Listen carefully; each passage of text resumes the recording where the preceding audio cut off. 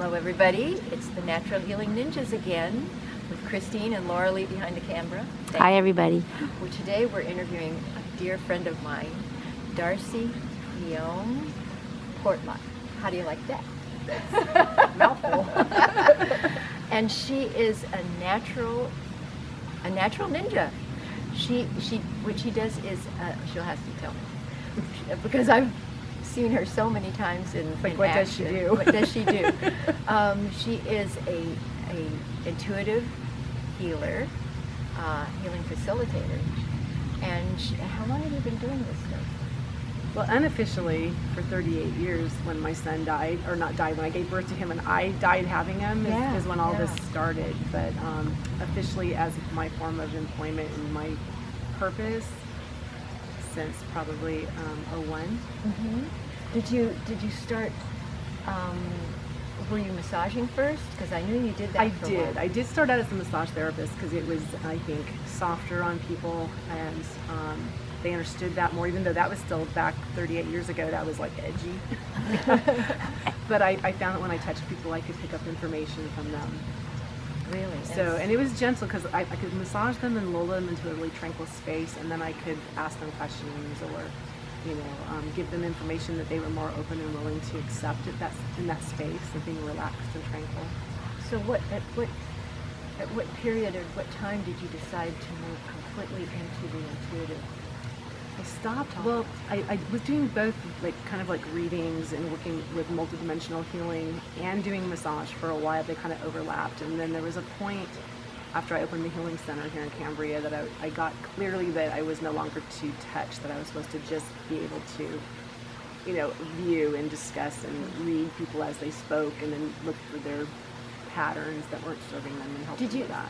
Sorry to interrupt. No, you're fine. Did you think that you got to a certain point where it would be easier to just sit with them? That, and I wanted to give them tools so they could do their own work. I think in the beginning people wanted to have me wave a wand and make them feel good with the massage and really go through that physical lightening. Yeah. But as time went on, I think people wanted more information, and I wanted less of that kind of physical touch and wanted to empower them. I wanted to give them tools to do their own work, because if they come for a massage, it's easy to come back next week and get another massage, but not really address the issue of why. And like we always say, shadow work is what you have to do. Yes. And so you encourage them to do that shadow work. I was under your wonderful care for a while then, and after I let go of my shop, so it was extremely powerful for me. How do you feel it helped your clients? How do you feel that they are being helped?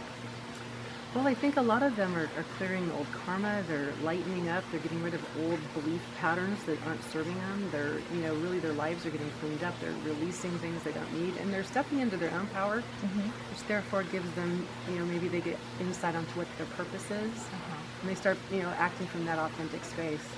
So that you feel like they move on. Do you get clients that always come back? I have a few that will come back like every year on their birthday or the first of the year, or something like that, to kind of get a little tune-up. I have some that I've worked with on and off for 20 years, and I've had people that I see once.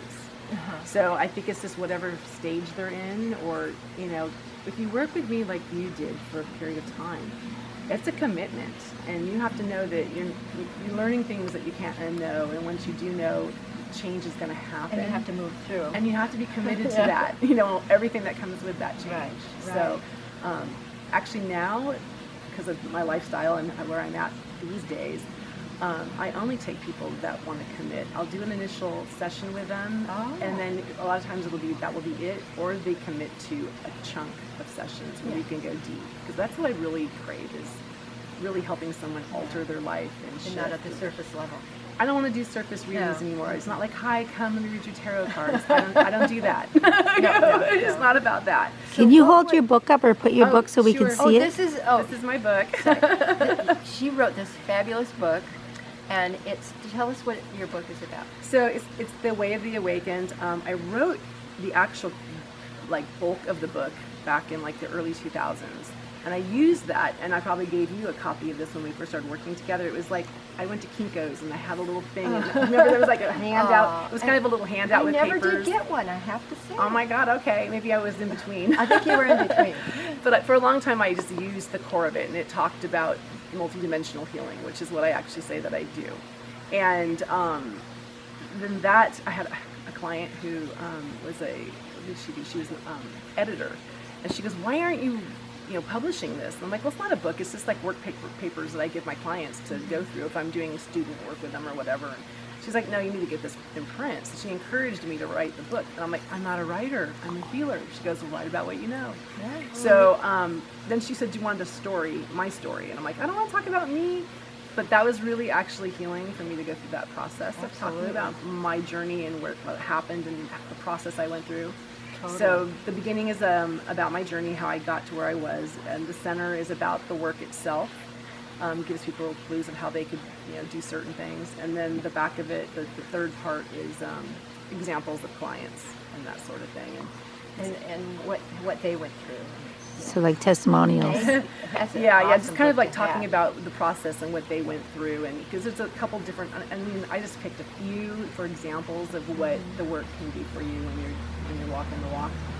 Can you explain to our audience what multidimensional healing is? So it's healing on all levels.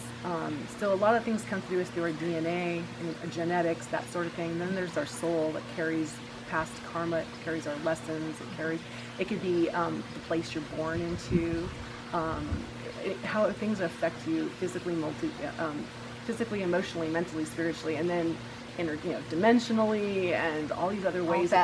All facets. And so it kind of covers, I'll do work with someone and they'll have a past life experience pop up, or they'll have something from their childhood. Absolutely. Or they'll have something that's a cultural thing that's coming up for them, or so it's kind of, and so sometimes it's a physical ailment that pops up because of it, or it's a depression, so it's a mental or emotional situation. And so I feel that all things start with a thought, and if you think it enough, it's going to have an emotion, and if you feel that enough, if it's negative, it's going to land in the body, and then so you can't just pull it out of one place.